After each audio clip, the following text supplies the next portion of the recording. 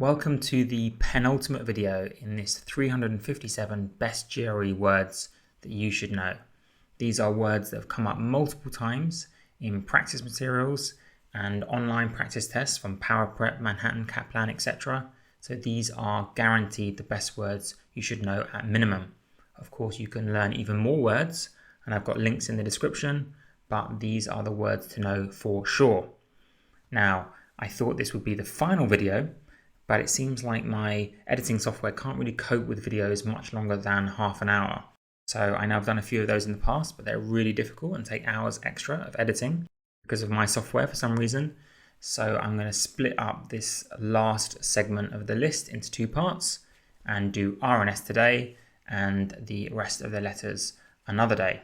Just quickly, if you're new to this list, I've got a playlist for you to check out. And the way it works is I'll look at the word on the left, give my own definition, how I understand it or memorize it. Sometimes I might not know a word, hopefully not too often.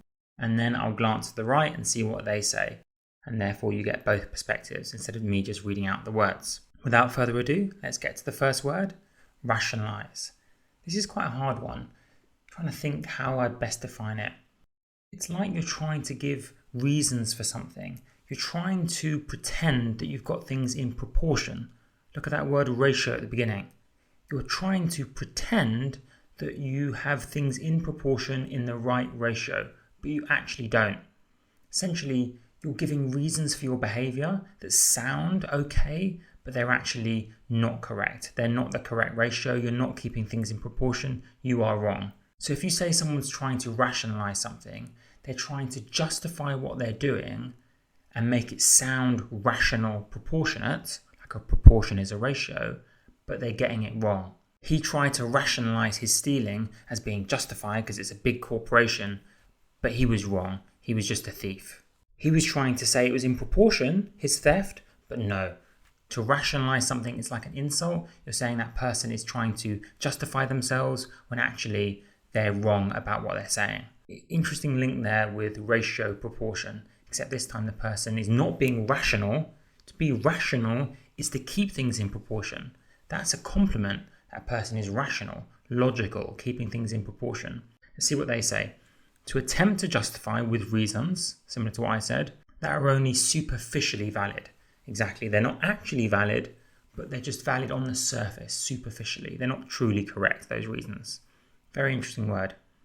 To reconcile, to bring two people together or a relationship together.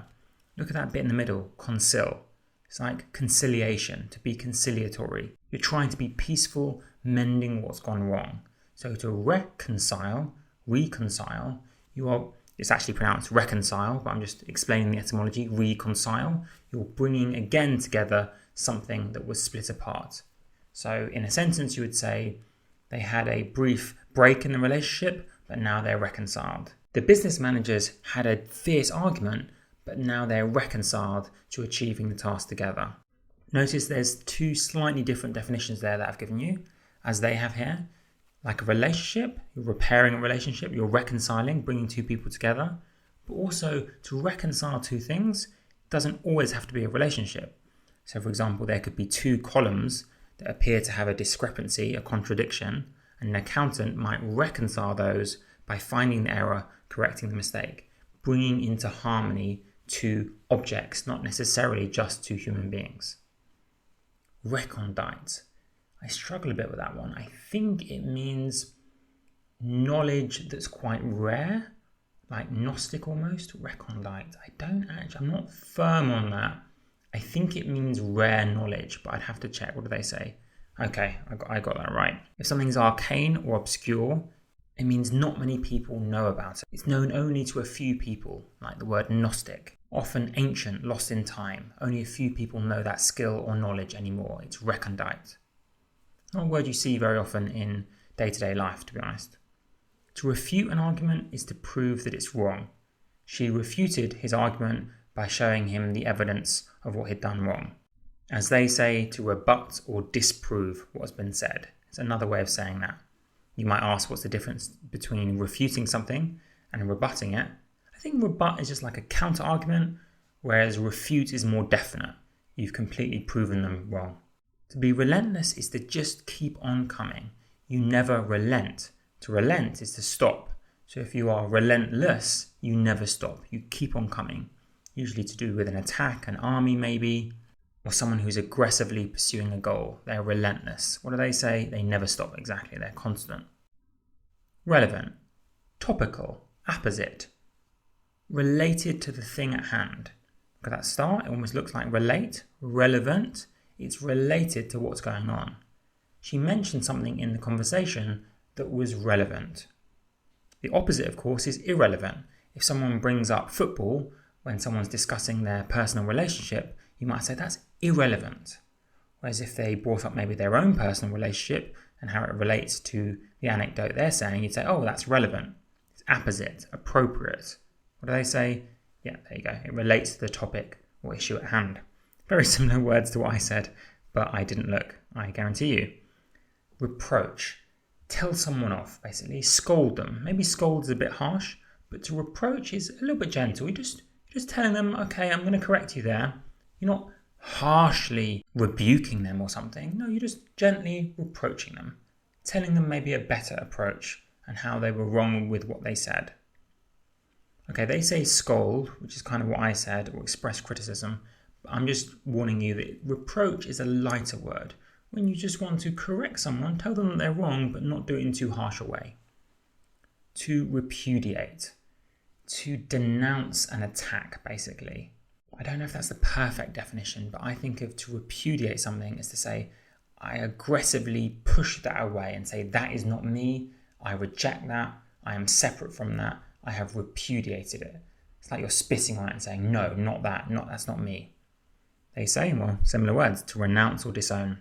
So that word repudiate is maybe for things that someone might have associated with you, but you're telling them that that's not you, not related to you. It's not just you're insulting someone who's just completely separate. You didn't say that. You're repudiating someone. No, maybe say you had a family member and they behaved in a certain way and you repudiate those actions. Like someone could link that to you, but you're saying, no, that's completely separate from me. I repudiate that. Or some employee at your company does something wrong, you repudiate that. It could be associated with you, but you're separating off and saying, no, I don't agree with that. I renounce that. I disown. You could say I own it, but now I disown it. I don't own that anymore. To rescind, great word. It means to take something back. Often you would say to rescind an offer. I offered that person employment, but when I saw their record, I rescinded that offer. You take something back that you'd previously offered, usually to do with business. What do they say? To take back or retract an offer or a statement. Respectively. That's a great word to throw into a sentence to sound intelligent, basically. I would say the best way to describe respectively is to give you an example. So imagine I said, I enjoy golfing and football because those sports help me to make friends and improve my heart health, respectively. It means that the order in which I gave the descriptions is the same order in which I gave the sports. So I said golfing and then football, and then I said good for forming friendships and good for heart health. It means the order is the same. So golfing goes with the making friendships and football goes with the heart health. Otherwise, if you just said two things and then gave two descriptions, someone might get confused about which of the two descriptions apply to which of the two activities. So when you say the word respectively, you mean it was in the order in which I just said. So when I say golfing, football, and then description X and Y, the X applies to golfing, the Y applies to football. That's the best way I can say what respectively means. But do look up more examples online if you still find it a bit confusing. Just quickly, what do they say? That's a much better way of saying it, maybe. In the sequential order previously given. There we go. That was a mouthful, but I hope you understand respectively a bit more now. Reticent, that's a nice, easier one. Reluctant to say much. Quite quiet, shy, retiring, doesn't say too much. Let's check the definition. Hesitant to speak, introverted or silent. It's interesting they've separated those off. I would kind of link them together. I guess one could be a temporary behaviour and another a permanent aspect of someone's character. But to me, they're very similar. If someone is reticent, they are hesitant to speak, and generally speaking, they are a bit more introverted and tend to stay quiet. Maybe not silent completely, but Okay, let us do a few more.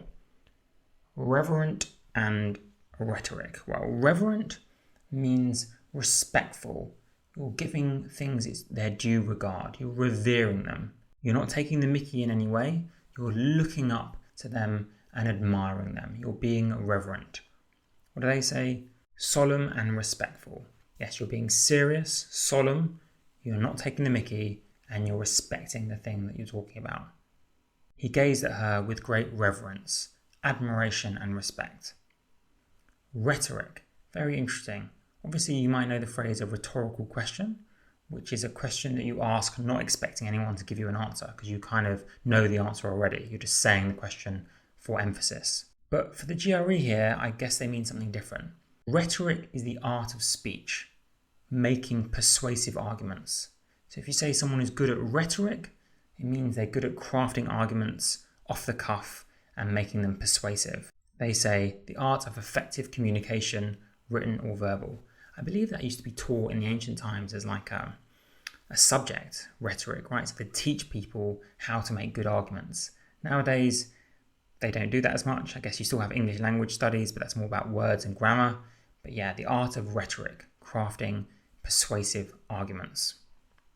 Okay, salubrious, good for your health. No idea how you might actually remember that, but nevertheless, if something is salubrious, it's good for your health. You often might describe an area as being not particularly salubrious.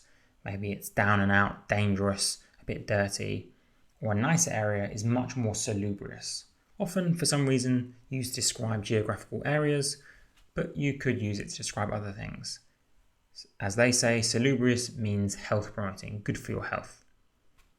To sanction. There are multiple definitions of sanction. The first one that comes to mind is when you put a punishment on maybe a country or an individual for breaking the law or international law. So the United States sanction North Korea means put a punishment on them, maybe froze some accounts or did something else to punish a country for breaking the rules as they see it. So a sanction is like a punishment. But weirdly enough, to sanction something as a verb means to allow it. He sanctioned her behaviour with a nod. Give permission for that person to do something. I know that's so weird because it's like sanction is a punishment, but yet the verb to sanction something means to give permission to do it. But there you go, such is life. And I'm glancing to the right, I can see 3 definitions. I haven't read them, but I don't know what the third one is. So let's look at that. First one was my one, to give official permission. Okay, cool. Second one was also my one, to impose a penalty. Right, okay. Well, that's just the verb form of the noun that comes third. So the third one is the one I said about punishments imposed for breaking a regulation. And they're saying, okay, you can turn that into a verb as well, to sanction a country. The United States sanctioned North Korea. Yeah, of course, fine. So they both could be verbs, but there's 2 definitions for you to know. 1, sanction being a punishment, verb or noun, and 2, sanction to allow something. Quite contradictory in a way, those definitions, but that's English for you. To satiate yourself is to satisfy yourself and fill yourself up. His appetite was satiated by the huge feast. That's how I think of it anyway. To satisfy yourself, maybe a bit too much, so you're a bit overly full, but either way, to satisfy yourself. They say to completely satisfy, usually with respect to hunger or appetite. Perfect. Secular, interesting word, means non-religious, relating to often governments or authorities that don't get their authority from religion or God. So for example, to appeal to a secular authority means that you might have appealed to a religious one, but now you're appealing to the government or something, not to the church or to God.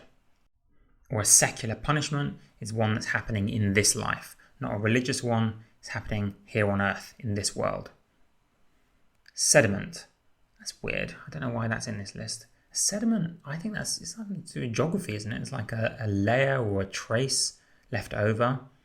Like sedimentary rock is just a build-up of little tiny particles. I don't know why that would be in this list. Let's check out the definition they want to give. Yeah, material that settles at the bottom of a body of water. Why is that in this list? How can that word have come up so many times? I have no idea. Anyway, good to know. Well, actually, is it good to know? I don't even know. Never really used it. I mean, you can imagine like a river, and you see there's little bits of kind of sandy stuff at the bottom, you call that sediment. And over thousands or millions of years, that can congeal together to become sedimentary rock, I believe. But anyway, random bit of memory there from GCSE geography. Sedulous. Ooh, is that the first word that I don't know? Sedulous. I think it means like meticulous, being very careful, but it could also mean passionate, fervent. I always forget the difference. Is it sedulous? I think if I had to guess, sedulous. I actually don't know. I know it's one of those two. I know you can all see the answer on the screen, but I'm not looking. To be sedulous. Could I guess it somehow? Sedulous. Okay, I'm just going to look. If I had to guess, I would probably say passionate, fervent. What does it say? Oof, got it. Dedicated, careful. Actually, it's kind of both though, isn't it? Dedicated is like fervent, and sedulous, meticulous is like careful. So does it have both definitions? I'm going to pause the video and check dictionary.com, because it seems like both of my answers were correct. So I've checked, and it seems like it's more so the whole meticulous, being very careful, diligent.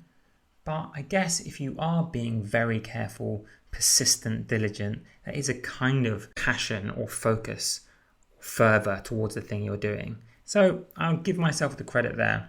But either way, as far as you're concerned, sedulous just means you're very diligent, dedicated, careful at what you're doing. You're really treating the task with a lot of reverence, trying to make sure you're doing it correctly. You're being sedulous. Simultaneous, happening at the same time. Obviously in maths, you might get a simultaneous equation where you have to solve x and y at the same time. But in general life, if something's happening simultaneously, they're both happening at the same time, occurring at the same moment, as they say. Solicitous is you're trying to appeal to someone to make something happen. You're soliciting something. Solicitous is a really interesting one. It's kind of like you're anxious, but it could be that you're anxious because you want something to happen, or you're anxious because you're concerned about something. Usually implies a certain eagerness and anxiety. What do they say? Considerate, attentive. I feel attentive captures it more. It's where you're really anxiously focused and paying a lot of attention to what's going on because there's a lot at stake. You're very eager, anxious, solicitous. I guess you could think of a solicitor as someone who pays a lot of attention to details. So to be solicitous is someone you anxiously pay attention to what's going on. Soporific is a fun word. I learned that when I was young to show off once. It means making you go to sleep. That song was soporific. It just made me want to go to sleep. I tried to get through to the end of the book, but it was truly soporific. It just sent me to sleep. Quite closely linked etymologically to a stupor. A stupor is a kind of sleep or coma, and soporific is kind of sleep or slumber. So something is soporific if it sends you to sleep. Sparse, like few and far between, not happening everywhere and all the time, not being pervasive or permeating. It's the opposite. Quite rare, you can't see too much of it. Sparse vegetation would be like a desert with just the occasional cactus or something. Sparse attention to detail means only rare attention to detail. Great word actually. They say scattered or scarce, yeah, so scarce is like rare. Scattered implies that sort of geographical spread outness, not very common. But that second definition I forgot, so that's really good for them to mention that. If something is sparse, it means it's not luxurious. It doesn't have any fripperies, any extra details that aren't needed. So a sparse house is one just quite severe, austere, unadorned, not many ornaments, just quite serious, solemn, minimalist, sparse. I guess there is a kind of link between the two definitions, but it's good to know both. Specious is a great word, and it means superficially smart, but actually doesn't make sense. A specious argument sounds great, like someone might have good rhetorical skills, as we saw earlier, but actually what they're saying doesn't really make much sense. What do they say? Spurious. It appears true, but it's actually false. It's a classy kind of insult towards someone. Sporadic, kind of like the word sparse, except this time in time. So if something happens sporadically, It happens rarely, irregularly. So sparse is for physical things that are spread out. Sporadic is for anything separated in time. So these sounds occurred sporadically. One moment, then a long gap, and then another moment. Or her interest in the case was sporadic. It happened today, but then it went weeks before it happened again, for example. Occasional or scattered. You can see the link there with sparse, but they are very different words. Spurious. We had specious a second ago, and now we've got spurious. Very similar, right? Appears correct, but is actually false. You might have a spurious rumour, one that is a false rumour based on nothing. I always think of spurious being a bit harsher than specious. So specious, you're at least saying they sound smart, but spurious is just like, no, that's false, that's wrong. A spurious rumour is a phrase often used, just not based on fact at all. Stolid. Honestly, I've looked up this word like 100 times. I still forget what it means. Stolid, I think, does it mean boring or reliable? Honestly, I always forget. Stolid, it sounds like solid, so it's like reliable, but is that the mistake I always make? Does it mean boring? I'm going to go with boring. Let's look at it. Oh, damn it. I was right the first time. Calm and dependable. Okay, so I'm going to try and remember that forever now. Stolid, very linked to the word solid in terms of you can depend on it, you can lean on it. It's solid, it's calm, it's dependable, not boring. Forget that. That's my false definition. Stolid is solid and reliable. Subjective is a great word. It depends on your perspective, on the subject, the person who is looking. It's not objective. It's not focused on the object and truth and reality. It's subjective. It's biased. It's based on that person's personal perspective. So if you say to someone, what you're saying is subjective, you're saying that's your perspective. That's not necessarily reality. Or evaluating films and artwork is very subjective. Depends on your perspectives, your opinions. It's hard to review them objectively. Who can honestly say objectively what star review a film deserves? Depends on your opinion, right? So it's subjective. It depends on the subject, the person. As they say, open to personal interpretation, not based in objective fact. So whether that dress looks good or not is a subjective opinion. Depends on your perspective. To substantiate something is to prove it with evidence. You're adding substance, the evidence, to an argument. You've just got an argument before, but then when you substantiate it, you've added the substance of the evidence, and now it's a much stronger argument because it's got that substance. You're corroborating, as they say, or giving evidence of what you're saying. You're substantiating your argument. To be subversive, sub is to get beneath. So to be subversive is to undermine the system. She's a very subversive individual, meaning she likes to undermine the system, break the rules, often in secret without someone noticing. As they say, meant to undercut, similar to the word undermine, established institutions or norms. Not with a public frontal assault, but more like chipping away behind the scenes. Like if there's paintings of a ruler everywhere and someone in the nighttime just comes and spray paints it with graffiti, that's being subversive. You're undermining the system, but not in public. Sufficient just means enough. You don't use both words at the same time, by the way. You don't say sufficient enough. Sufficient means enough. So this meal is more than sufficient. Means this meal is more than enough for me. Do you have sufficient funds? Do you have enough funds? Sufficient. Great word. Enough for a given purpose, exactly. Superbly, or just the word superb, I would have thought, means brilliant, excellent. One of those kind of slightly old-fashioned words meaning, yes, great job, excellent, exceptional, superb. I guess linked to the word super at the start. Excellent, as they say. Supine.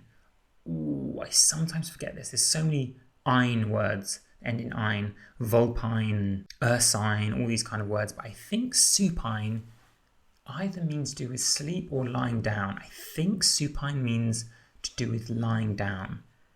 What do they say? Lying back with a face upward. Got it. So to be supine is a bit like the word soporific. You're falling asleep, but you're lying down, basically. You don't necessarily have to be falling asleep, but to be supine means to be lying down, facing up. So if he entered the supine position, he then lay down, facing up. Kind of a fancy word for a simple thing, but there we go. You might say after A night of drinking heavily, he ended up supine. It means he ended up on the floor facing up. Last 3 words here for this video. To supplant is like to usurp, to take the position of. There was one person there before, and now I've supplanted them. I've taken their position, and they're no longer there anymore. It could also be objects as well. They say to overtake or replace. Sycophant. This word genuinely does come up a lot in the GRE. But yes, sycophant is someone who flatters people but doesn't actually mean it. Gives them false praise, hoping that they'll like them, but actually they don't even respect the person they're talking to. Like a yes man or a yes woman who just hangs around, giving compliments, agreeing with everything, but is kind of misleading, beguiling. A false friend. They say a fawning, insincere admirer. So it seems like they're admiring you, but they're insincere, they're faking it. So it's a big insult to call someone a sycophant. It's like, oh, you just follow along and agree with everything. You don't even mean it.